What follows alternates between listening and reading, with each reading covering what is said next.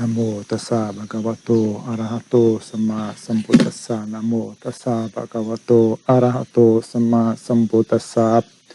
Namo tassa bhagavato arahato samma sambuddhassa. Buddham dhamman sangham namassami.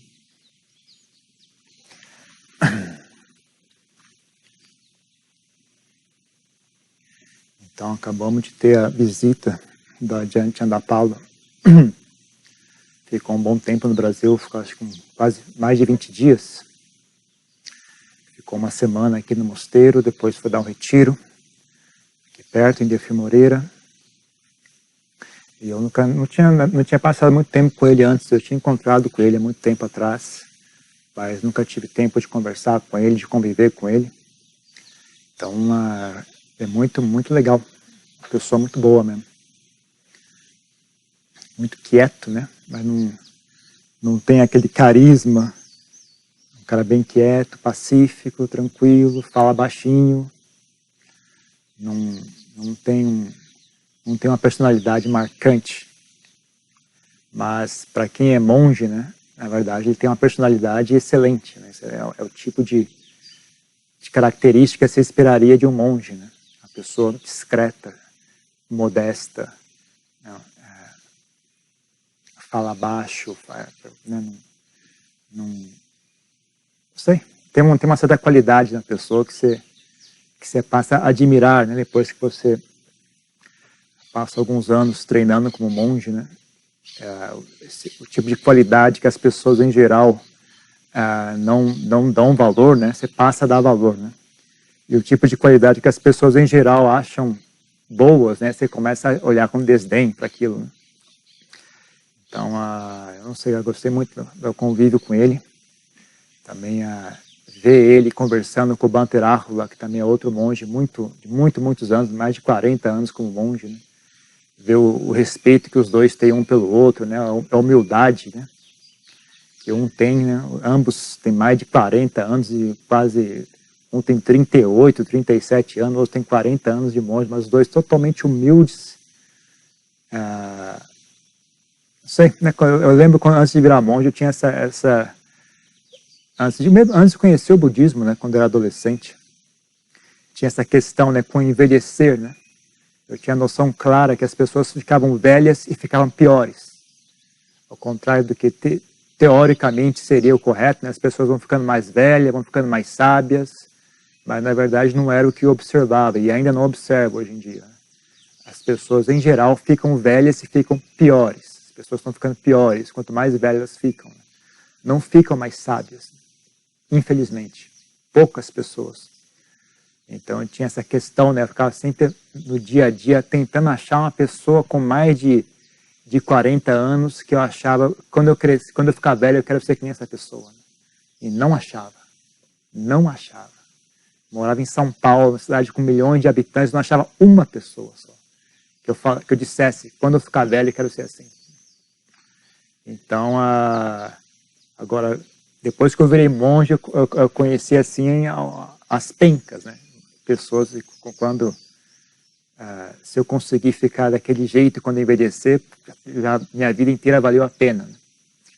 Então, ver o Bhante Rahula, ver o Ajahn Chandapalo também, né? Nesse nível de saúde mental, né? Com a idade avançada, mas com uma jovialidade, com um nível de saúde, de leveza espiritual, assim, é muito inspirador também. Então, foi muito contente, né, a visita deles. E eu não ouvi muito ensinamentos do Ajahn Chandapalo, né, que eu não fui para o retiro junto, mas as pessoas que foram disseram que gostaram muito. Né? E nós não gravamos o retiro também, porque é muita gravação também, a gente não aguenta mais tanta gravação. É muito ensinamento. Começa a acumular um monte de gravações e não é muito útil, né? Então a gente acha que nem gravou o retiro também, mas o pessoal que participou disse que foi excelente. Né? Também é bom não gravar também para as pessoas prestarem um pouco mais atenção no que é dito, né? Levarem um pouco mais a sério as palestras, senão as pessoas ficam muito preguiçosas, né? Depois eu ouço de novo, depois eu assisto. Então se você não grava, tantas pessoas que ouvem, eu acho que levam mais a sério, como também quem ensina se sente mais livre para falar, sem se preocupar demais, né? O negócio está sendo gravado, está sendo posto ao público, né? Então você tem que ter uma preocupação em falar de maneira assim, assim, assado. Você não se atreve a tentar se expressar de maneira diferente, né? Tenta só usar as formas corriqueiras de expressão que as pessoas, você sabe que vai dar certo, que as pessoas vão entender, né? Então acaba ficando um ensinamento não tão vívido assim, né? Então é bom às vezes não gravar mesmo para as pessoas prestarem atenção e para mim, para quem está ensinando, poder sentir mais à vontade para falar livremente, né? Mas um ensinamento que eu gostei muito de ouvir dele, né? Ele falou aqui, né, quando ele falou durante uma das palestras, né? Chamou atenção para esse fato, né? De que as pessoas normalmente só vivem, só aceitam no campo de atenção delas os extremos de prazer e dor. A parte média, né? A parte que não é um estímulo forte, as pessoas ignoram, elas não prestam atenção. Elas se recusam a prestar atenção. Então, se não tem algum estímulo forte de prazer ou algum estímulo forte de dor, as pessoas artificialmente produzem um estímulo, né? Ou ligam um rádio, ou assistem uma TV, ou vai conversar com alguém, ou vai fazer alguma coisa, se recusa, né, a fazer contato com situações mais ou menos, né? E é uma coisa, ele falou, né, uma coisa triste isso, porque 80% da nossa experiência de vida não está nos extremos de dor e prazer. 80% da nossa experiência de vida está nesse ponto médio, né, nesse ponto neutro.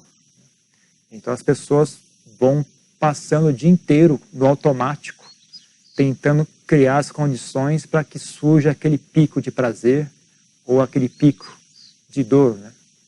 Ou tentando evitar, né, aquele pico de dor e tentando buscar aquele pico de prazer. Então as pessoas vão, e o resto do dia elas estão no piloto automático, né?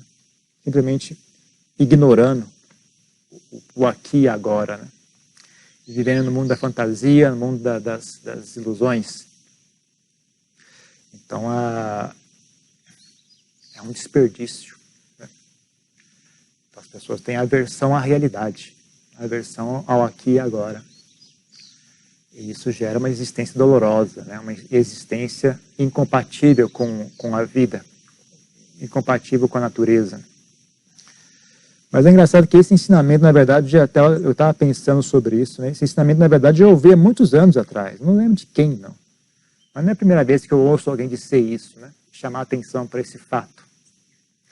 Mas ainda assim, naquela época não me deu não me chamou atenção, não me causou não me causou nenhuma impressão assim especial, né? Achei ok, legal, entendi.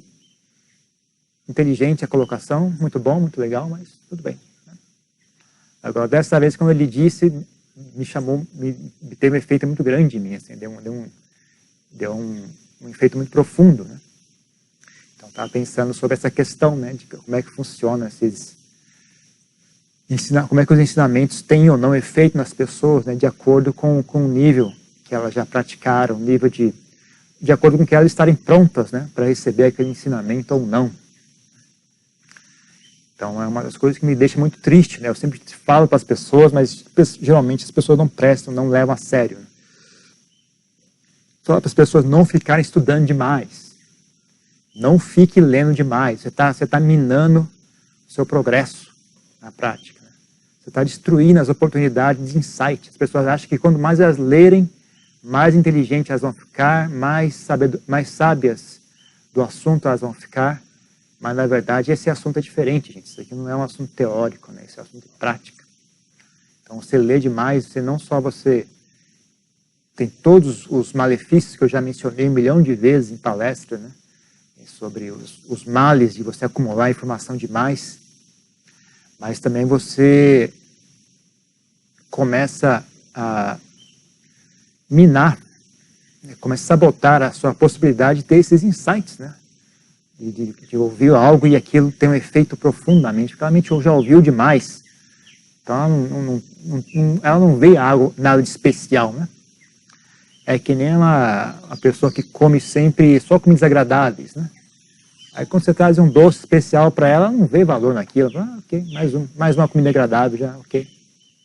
tudo bem. Mas se uma pessoa come comida simples, né? Quando tem uma ocasião especial, você traz um doce bem feito para ela, tem aquela sensação de maravilhamento. Né? Uau, que coisa fantástica, que maravilha. Só que diferente de comer um doce, né? Quando é um insight com relação ao Dharma, né? Aquilo pode ter consequências muito profundas. Se comer um doce e ficar maravilhado, não traz nada de especial. Né? Ok, passou, daqui a pouco volta ao normal. Né? Mas às vezes você ouviu um ensinamento, né, e está com a mente fresca, com a mente aberta para ouvir aquilo, né, pela primeira vez, né, aquilo pode causar um efeito muito grande na sua mente, né, pode mudar o rumo da sua vida, pode abrir uma nova dimensão para a sua prática. Né.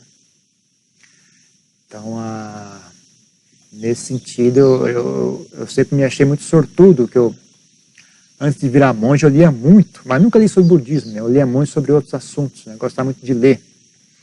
A certa idade, eu descobri os livros e fiquei apaixonado, eu ficava lendo. Até que cansei, né? Quando eu descobri o budismo, eu cansei de ler. Falei, pronto, agora parei de ler. Não quero mais saber nada, só li os suttas, né? E li o único livro que eu li sobre budismo. Você vê, ao ponto eu virei monge budista. Eu larguei tudo que eu tinha e falei, vou me dedicar à prática budista, só, única e exclusivamente, pro resto da minha vida. E a única coisa que eu li sobre budismo foi só os suttas, né, os ensinamentos do Buda nos suttas antigos. E um único livro sobre budismo que eu li foi o chamado Mindfulness in Plain English, do Bhante Gunaratana. O único livro que eu li. Né? E mesmo depois de ter virado monge, também jamais me interessei, né? Eu só li os suttas e quando eu aprendi tailandês comecei a ler biografias. Comecei a ler os ensinamentos dos mestres em tailandês, né? Porque eu achei muito mais valioso do que ficar lendo traduções. Né? Principalmente comecei no começo não conseguia ouvir ainda, mas conseguia ler. Né? E ainda assim era uma experiência muito diferente, né? Do que você ouvir traduções ou ler traduções.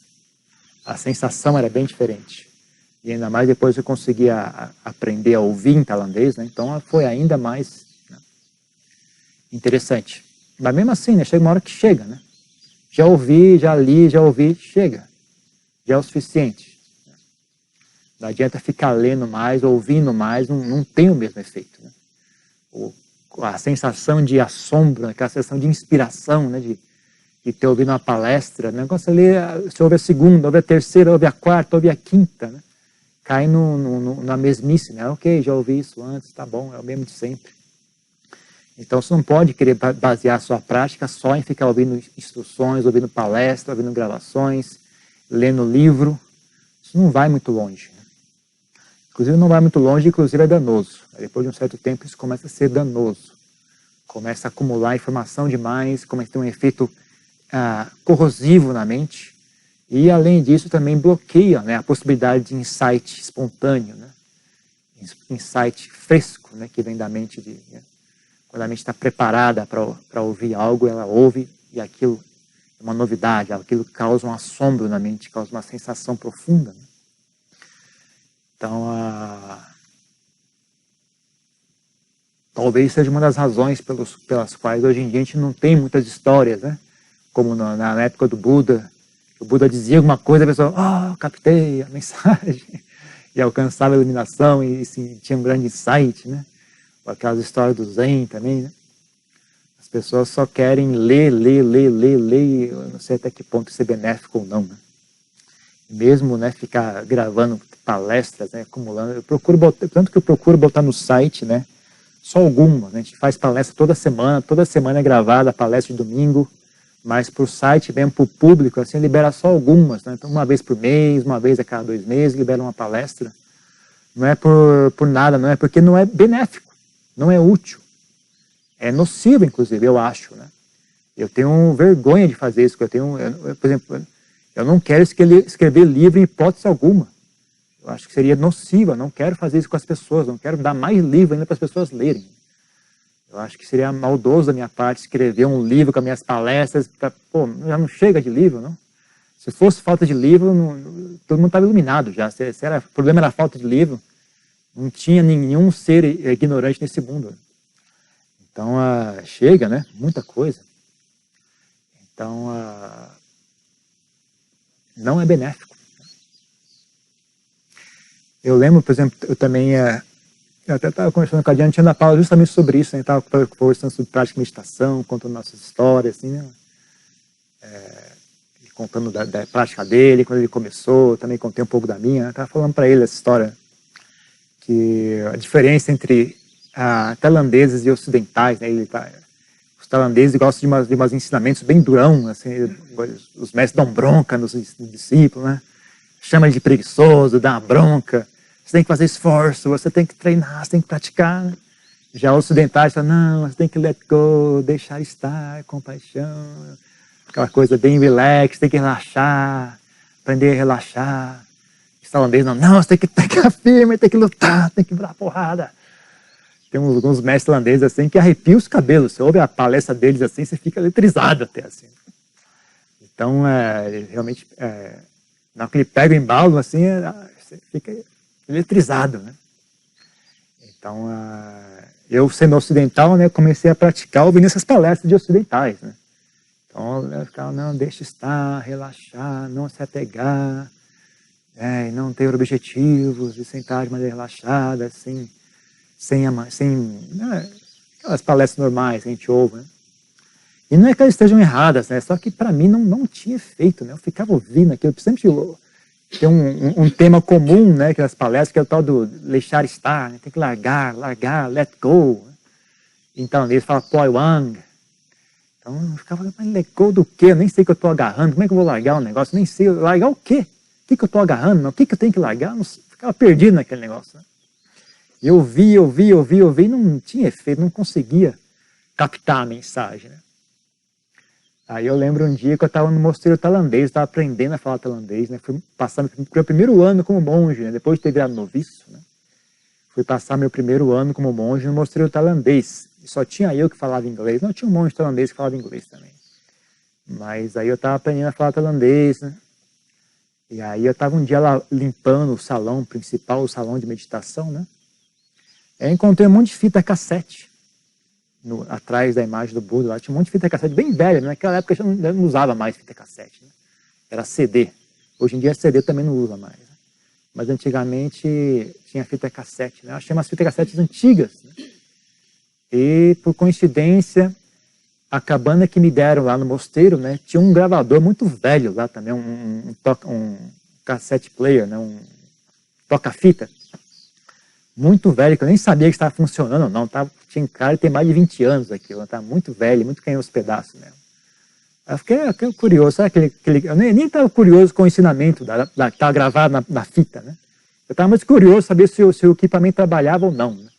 Se o toca-fita ainda funcionava ou não, né? Mas eu vi ensinamento lá de Mahabua. Vou tentar tocar isso aqui, ver se eu consigo ouvir alguma coisa, ver se eu consigo entender alguma coisa, né? Só por curiosidade, não tem nada especial, não.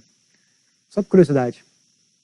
Aí terminei lá, no final do dia lá, tomei lá um chá, tomei banho, sentei na cabana, estava de noite já, né? Botei a fita e comecei a ouvir, né? Era a Ajahn Mahabua. A Ajahn Mahabua, ele é um desses que arrepia o cabelo mesmo. Ele começa devagarzinho, vai falando, vai acelerando. No final da fita, ele está parecendo um rapper, né? Aqueles cantores de rapper. Rápido e parece um general né? Convocando os soldados à guerra, né? A guerra contra as quilesas, né? A guerra contra a ignorância, a guerra contra as tendências nocivas da mente, né? Então eu fui ouvindo aquilo, e aí por surpresa minha, eu consegui entender. Eu acho que foi a primeira vez que eu consegui entender o ensinamento em tailandês, né? Então eu estava ouvindo à toa, nem estava me esforçando muito, mas olha só, consegui entender o que ele estava falando. E aí fui né, muito envolvido no que ele estava falando, fui acompanhando, me deixando levar para aquela palestra. Chega uma hora que deu uma sensação tão agradável, assim, uma sensação de êxtase tão grande, né? Porque é uma coisa tão diferente que eu nunca tinha ouvido antes, né? A pessoa falando daquele jeito, ela fala, não, você tem que brigar, você tem que pegar firme, não deixe as quilesas, né, te oprimir. Você é que tem que mandar, você tem que tomar a dianteira, você tem que lutar, você tem que vencer. Eu ouvindo aquilo, nossa, Que alívio, quer dizer que eu posso fazer isso. Ah, agora sim eu entendi que é para fazer. Negócio de let go o quê? Let go nada, tem que ir para porrada mesmo, tem que pegar pesado. Ah, agora eu sei como é que pratica a meditação, isso eu entendo. Né? Mas é óbvio, né? Não é nenhum nem outro, né? Não é assim o assado, depende de cada pessoa. Né? Cada pessoa tem uma característica diferente. Né? A maioria dos ocidentais, né, muitas gerações, não muitas, né, mas pelo menos uma ou duas gerações de ocidentais antes de mim, né, já aprenderam tailandês, inclusive conviveram com a Ajahn Mahaboa, ouviram aquelas palestras e não deu em nada. Né, e já eram pessoas tensas, né, pessoas com talvez muita tensão, muita raiva interior, né, que vem da educação luterana, protestante, né, do norte da Europa, norte dos Estados Unidos. Então, esse tipo de ensinamento com eles não dá certo. Né? Quando o cara ouve aquilo, ele fica mais tenso ainda, mais estressado ainda, mais ansioso ainda, não consegue, não, fica empacado, né? Fica tão estressado que não consegue andar para frente. Né? Para ele, o ensinamento correto é relaxe, let go, let it be, não deixe estar, relaxe, tenha compaixão, tenha tranquilidade, né? Agora, se você é uma pessoa preguiçosa que nem eu, então você tem que precisar do remédio oposto, né? Você precisa ouvir, não deixe de ser preguiçoso, levante, força, bola para frente. Então o ensinamento ele tem tem um momento, né, correto para cada pessoa. Então esse tipo de coisa, né, talvez não adiantasse nada eu ter ouvido isso antes, alguns anos antes. Tinha um momento certo para ouvir aquilo, né? Tendo passado por toda essa experiência, tendo ouvido todo esse tipo de ensinamento que era oposto àquilo, né? Então, finalmente estava pronto para ouvir aquilo, né? Então, daquele ponto diante, até hoje eu digo isso, foi o ponto assim que mudou minha prática, virou 90 graus, assim, a direção que eu estava caminhando, né? Então, foi um ponto crucial na minha prática, né? Ouvir aquela gravação. Né? Mas aquilo só poderia acontecer naquele momento. Talvez eu tenha tido sorte, né, de nunca ter lido nada da Ajahn Mahaboa antes, de não ter nenhuma noção clara, né, o que é que ele ensina, o que é que ele não ensina. Eu jamais tive interesse. Né? Então, também o fator surpresa acho que foi muito importante também. Né? Algo completamente inesperado. Então, pegou minha atenção assim profundamente. Né? E aquilo, então, resumindo, né, voltando ao assunto anterior, né, ficar ouvindo demais é nocivo. Ficar estudando demais é nocivo. Falo isso de novo, as pessoas não levam, as pessoas que deveriam levar a sério não levam a sério. Né? São as pessoas que, esse é o tipo de coisa que quem ouve e entende o que eu digo não precisava desse ensinamento. Esse ensinamento é justamente para quem não consegue levar a sério isso. Né? Então é uma coisa meio surreal. Eu ensino isso, eu sei que as pessoas que deveriam estar ouvindo não vão ouvir. E as pessoas que estão dando atenção ao que eu digo não precisavam desse ensinamento, na verdade. Né? Mas, assim, sei lá, a gente vai falando. Paciência. Então,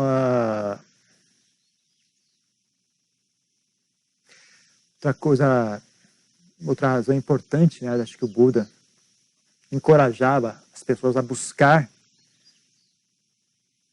a presença, né, buscar estar na presença de grandes mestres, né, ir pessoalmente, né, não fique só lendo livro ou ouvindo dizer, vá pessoalmente, vá falar com eles, vá olhar para a cara deles, vá ouvir o tom de voz dele, vá estar na presença dele, sinta a energia da pessoa, né. Isso tudo é importante também, né? Isso tudo faz parte, tem valor, tudo isso. Né? Não é a mesma coisa ler um livro, ouvir uma gravação, assistir um vídeo. É importante convívio, né? É importante estar presente, né? Fazer contato.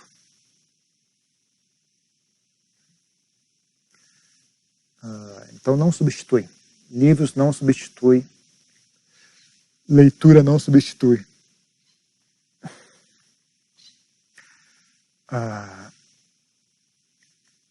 Ainda mais hoje em dia, com tanta informação, com tanto acesso, eu recomendaria às pessoas se esforce em praticar.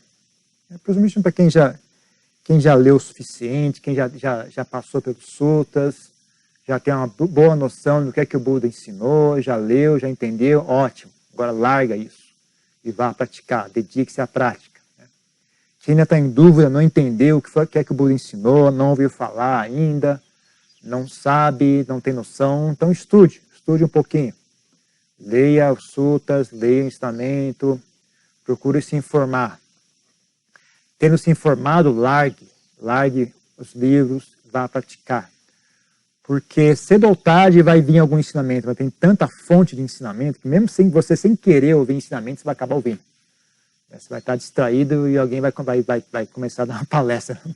Ou você vai estar navegando no YouTube e vai ter lá uma palestra. Né? Então, que não falta hoje em dia ensinamento, não precisa correr muito atrás, não. Não é como era antigamente, né? Os monges antigamente não tinha nem livro, né? Os monges quisessem ouvir o Dharma, eles tinham que ir até o local onde estava o monge que memorizou aquele sutta. Né? Se ele quisesse ouvir a Dita Pariyaya Sutta, ele tinha que ir até o local onde tinha o Ajahn, que tinha memorizado a Dita Pariyaya Sutta. Tinha que chegar até ele, prestar reverência, pedir para ele, por favor, recite o sutta para eu ouvir. Aí o monge recitava o sutta para ele ouvia aquilo. Né? Então era uma ocasião rara. Era uma ocasião rara. Então, quando ele ouvia o Dharma, tinha um efeito muito mais profundo. Né? Não só porque eram pessoas dedicadas à prática, né? Mas porque era uma ocasião rara. Então, ouvir o Dharma era uma ocasião rara, algo especial. Né? Hoje em dia, qualquer hora, ouve, liga o YouTube, ouve, pega um livro e lê. Então, não tem nada de especial. Né? Mas antigamente era algo especial. Né? Então, as pessoas prestavam atenção, né? Abriam a mente, abriam o coração e tentavam internalizar o que era dito. Né? Então, muitos deles tinham grandes insights, né? Ouvindo o Dharma. Alguns alcançavam a iluminação, ouvindo o ensinamento do Buda. Né? Então, é um equilíbrio a ser alcançado, né? Entre estudo e prática. Né? O estudo só tem valor se tiver um suporte da prática. Né? A prática cria as condições para que aquele ensinamento tenha efeito na mente. Não você ouve e não tem efeito. Ou tem efeito nocivo, né? Cria vaidade. A pessoa fala, eu ouvi, eu entendi, eu sei. Só aumenta a vaidade e a burrice da pessoa. Então a pessoa ouve aquilo, além de não ter o efeito benéfico, gera um efeito nocivo na pessoa, né? Cria mais ignorância, mais vaidade, mais burrice na pessoa. Então, para que o ensinamento seja proveitoso, precisa ter uma base prática, de renúncia, de disciplina, de compaixão, de moralidade, de conhecimento, né? Sabedoria, conhecimento da mente, conhecimento de si mesmo. Né? Entender do que, porque todos os ensinamentos dizem respeito à mente. Você não para conhecer a si mesmo, para entender, para enxergar o que é a sua mente. Né? Por mais que você ouça, entenda o que foi dito, você não entendeu sobre o que foi dito. Você entendeu as palavras, mas não entendeu o significado. São coisas distintas. Né? Essa é a grande burrice de quem estuda muito. Entende as palavras, mas não sabe do que está sendo dito. Ela acha que entendeu, mas entendeu o que foi dito, mas não entendeu sobre o que foi dito. Então não tem efeito. Aliás, tem efeito nocivo. Né? Então, para que ouvir o ensinamento seja benéfico, né? tem que haver uma fundação, né? Que nem jogar uma semente. Né? Para que a semente germine, tem que ter um solo fértil, um solo apropriado, um solo compatível com aquela semente. Senão você joga e não dá em nada. Vira comida para passarinho, não vira planta, não vira árvore.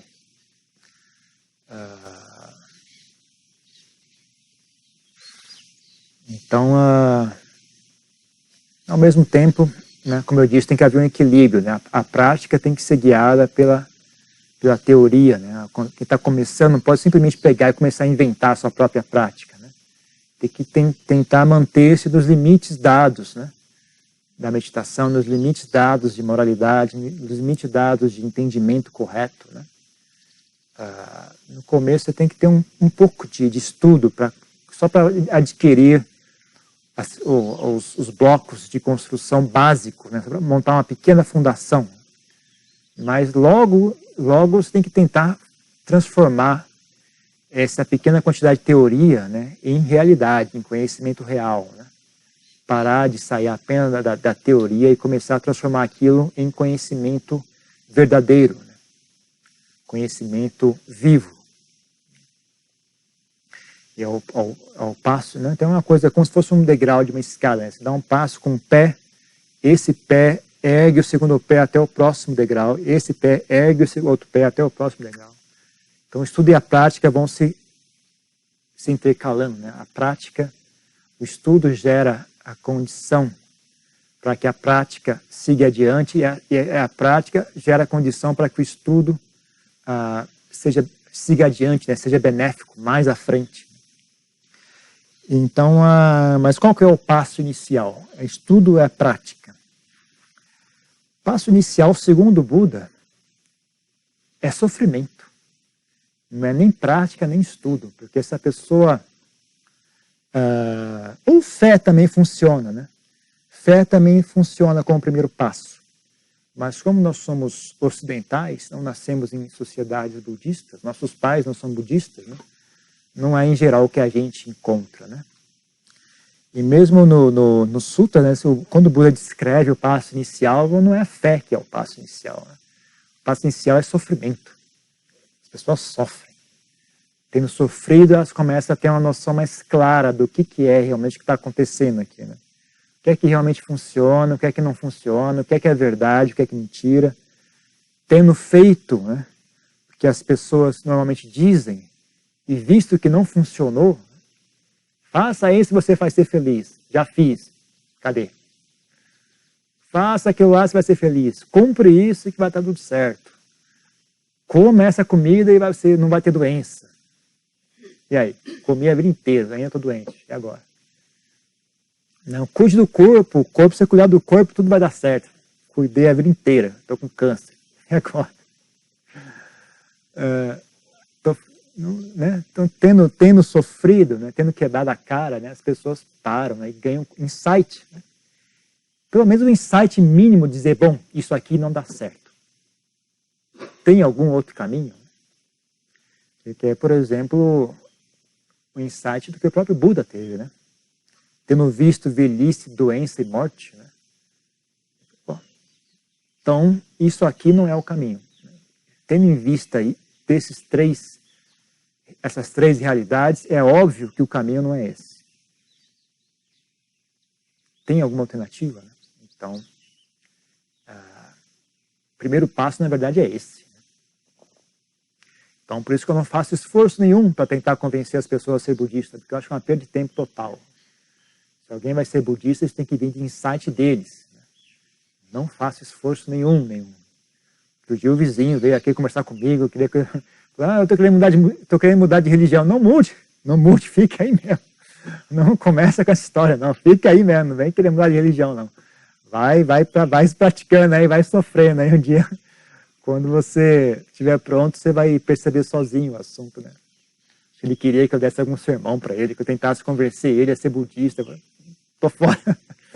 Não estou interessado, não. Vai praticando aí o que você está fazendo agora. Um dia você vem sozinho, né?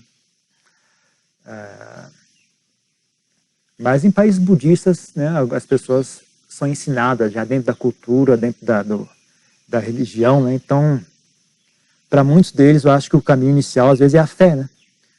Simplesmente ouvem e ganham inspiração, né, no ensinamento e começam a praticar. Mas para nós aqui é sofrimento mesmo. Então, vocês podem talvez ler um pouco, né, as bases do ensinamento do Buda, tentar ver de que forma isso de alguma forma remonta à sua experiência de vida até agora. As coisas que você viu na vida até agora, de alguma forma, confirmam ou são compatíveis com o que ele está dizendo, né? Se a resposta for sim, né? Então está aí a sua prática inicial, né? A sua vida foi a sua prática inicial. Agora estude um pouquinho do que o Buda disse. Agora pegue aquele estudo e pratique. Agora pegue a experiência daquela prática e olhe de novo como é que isso se compara aos estudos, né? Agora pegue o que você olhou agora e pratique de novo. E vai intercalando dessa forma. Vai praticando, estudando, praticando, estudando, praticando, estudando, progredindo aos poucos, né? E vendo até onde isso vai dar. Então, é isso que eu tenho para dizer. Alguém tem alguma pergunta? Algum comentário?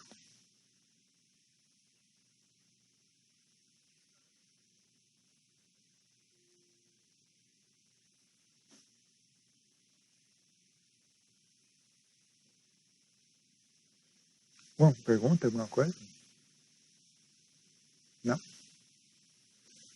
Então é só isso. É uma barreira, né? É bom estar junto com os monges, né? Teologia, ensinamento. Mas às vezes, por exemplo, se aproximar sem o idioma, né? Até aprender o tailandês, Sim. ter demorado um pouquinho. Sentiu com isso alguma dificuldade em relação à prática, por exemplo, do ensinamento? É que eu sou meio diferente, na verdade. Depois de todos esses anos, eu percebi que eu sou muito sensível às pessoas, né? É uma coisa que eu só percebi depois que virei monge, mas olhando no passado, foi sempre assim, na verdade. Eu, no primeiro momento, fui morar num mosteiro onde só tinha ocidentais, só tinha europeu e americano naquele mosteiro. E eu me sentia muito mal ali.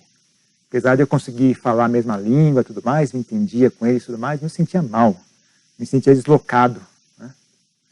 Isso porque eles são muito duros, muito secos, muito frios, né? Então, sem saber, eu estava me sentindo meio fora de local ali, meio esquisito ali, né?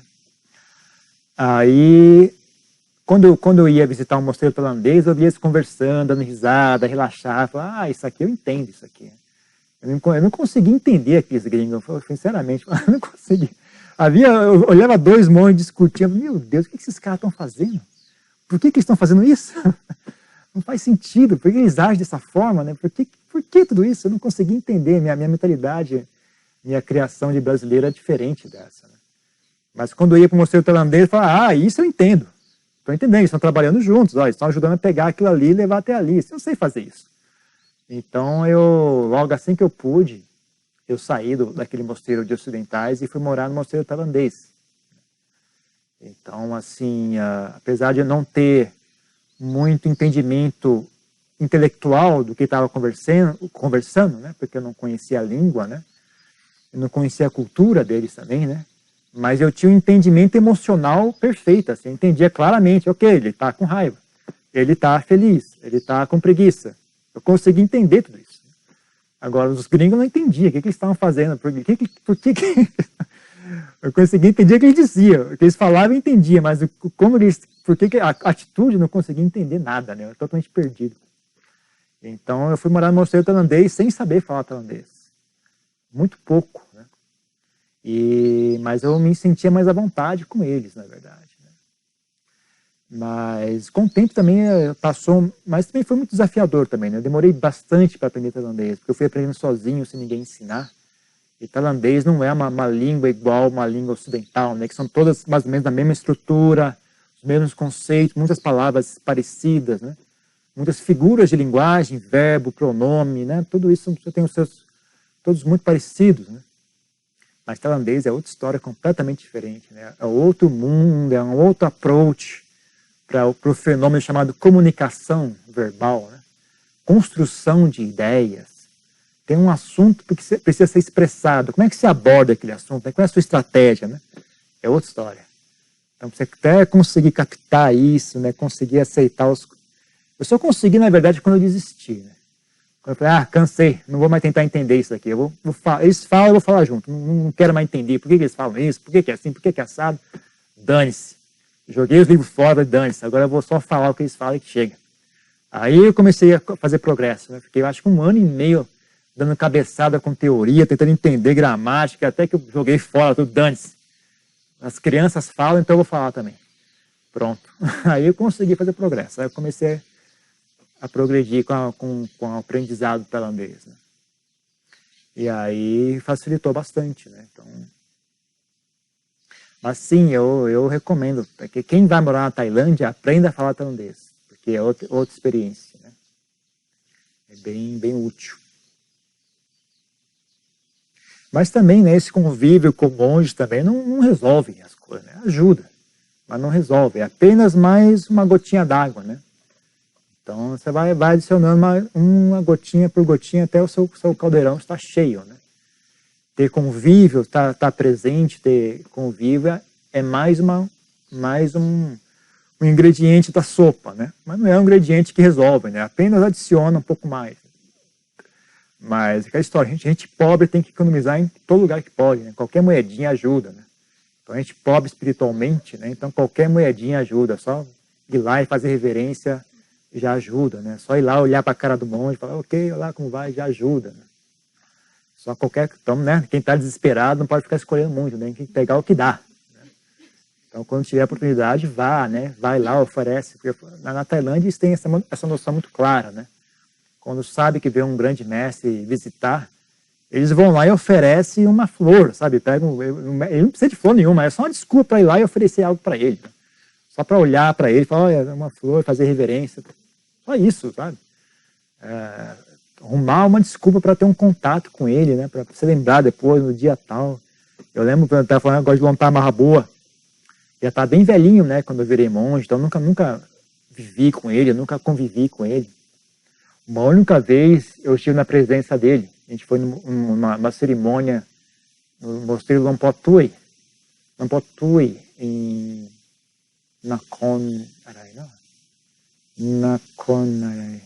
não lembro, no nordeste da Tailândia, acima de Ubon. Não lembro o nome da província, mas ele estava lá. Eu ouvi a notícia, Lontar Mahaboa está lá no mosteiro, né? A gente foi lá participar de uma cerimônia, né? Mas eu ouvi falar que ele estava lá, falei, vou procurar ele. Cheguei na cabaninha que ele estava, uma cabaninha assim muito simples. Estava sentado numa plataforma de madeira assim, né, mano? Sem travesseiro, sem nada, só sentado ali, e um grupo de 20 monges ao redor dele, sentado ouvindo, alguns massageando ele, né? E o resto ouvindo ele falar, né? Ensinando naquele pique dele, né? Tem que lutar, tem que dar porrada.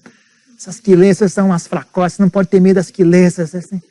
Vocês são monges, vocês são guerreiros, vocês não podem ser fracotes, você tem que estar ouvindo aquilo e eu ali sentado, aquela felicidade, né? Ouvindo aquele negócio na frente, assim, né? Diretamente dele, né? Aí, assim que eu vi a oportunidade, ali tem uns monges massageando os braços dele, assim, né? Que na Tailândia tem uma tradição muito antiga, né? De massagem, né? Então, os filhos massageiam os pais, né? Tem toda uma tradição de massagem, né? Aí os monges lá massageando o braço, massageando a perna, massageando o pé. Aí eu enfiei o braço ali e peguei no braço dele assim, só apertei um pouquinho, só para falar que fiz, só, né? Só para falar que um dia eu massageei o Ajahn Mahaboa, né? Só enfiei o braço, literalmente fiz isso, enfiei o braço assim, pronto. Massageei o Ajahn Mahaboa, assado. Só para falar, né? Então, e não me arrependo até hoje, achei uma boa decisão, né? Então, esse tipo de coisa, assim, sabe? Você guardar essas memórias são boas. Então, coisa de gente pobre, né? A gente não tem esse mérito de ser discípulo de um grande mestre, tem que pegar a oportunidade que tiver, a gente vai lá, né? Faz reverência, oferece um copo d'água, oferece um chá, qualquer coisinha só para, né? Fala oi, faz uma pergunta, qualquer oportunidade só para tentar aproveitar ao máximo, né? Coisa rara hoje em dia, né? Encontrar gente sábia, um fenômeno raro. Encontrar gente boa já é difícil. Encontrar gente boa já é quase impossível. Agora, encontrar uma pessoa boa e sábia, ainda mais impossível. Né? Porque gente boa ainda tem, mas nem sempre elas são sábias, né? São pessoas bem intencionadas, mas não muito sábias, não. Agora, encontrar uma pessoa boa e sábia, encontrar uma pessoa, sabe, nobre, raro, muito raro, né? Não algo a ser jogado fora, a ser desperdiçado, né? Então, acho que vale a pena fazer um esforço. Né? Próxima vez que vier esses adiantos aí, faça um esforço. Né? Mas vai sair o último capítulo da novela, dane-se a novela. Mas eu marquei o encontro com o pessoal do escritório, dane-se o escritório. Né? Vai lá, gente, não perca essa oportunidade. O pessoal do escritório vai estar lá ainda segunda-feira. Vai procurar, vai ouvir ensinamento, vai prestar reverência, vai oferecer alguma coisa. Né? Eu acho que é isso. Ok? Mais alguma coisa? Então, só isso.